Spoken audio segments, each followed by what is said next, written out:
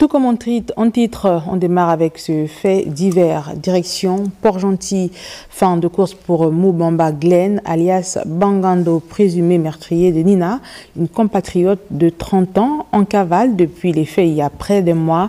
Le mis en cause a été interpellé grâce à la dénonciation des personnes de bonne volonté par les agents de la gendarmerie de l'Océan. Il est tout de suite passé aux aveux. Le retour sur les faits avec nos correspondants Christelle Nsam et Rodney Mayoul. C'est l'histoire macabre de Nina, serveuse dans un snack bar au quartier Ilmondi dans le 4e arrondissement de Port-Gentil.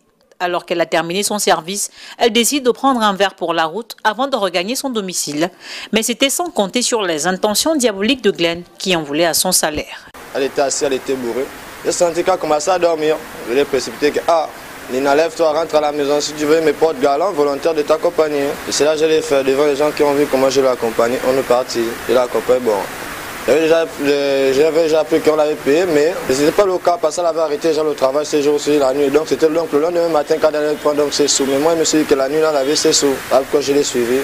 Mais je voulais l'arracher le sac, mais elle a résisté. C'est en résistant que ça m'a donné le courage. Je me dis que si elle a résisté, ça veut dire qu'il y a quelque chose à l'intérieur. J'ai commencé à lui prendre la clé 14. C'est vrai que bon, la résistance a duré 30 minutes. C'est pas une fille facile, quoi. Ça a duré. Mais plus qu'elle boudait, j'imposais toujours la clé 14, puisque c'est que ça causait que ça l'envoyait à la mort. C'est après que je me suis rendu compte qu'elle est morte parce que j'ai regardé, j'ai beau stressé, j'ai fouillé. Je suis revenu, j'ai vu toujours le corps était au sol, je l'ai appelé 2 fois, j'ai vu qu'elle ne répondait plus.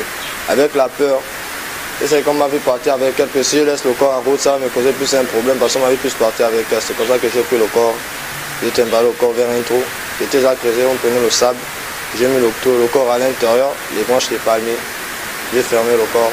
Je suis parti. Les 5 000 en question qui étaient dans sa sacoche. Je suis retenu au banc en question, on ne fait que boire. C'est là que j'ai encore consommé.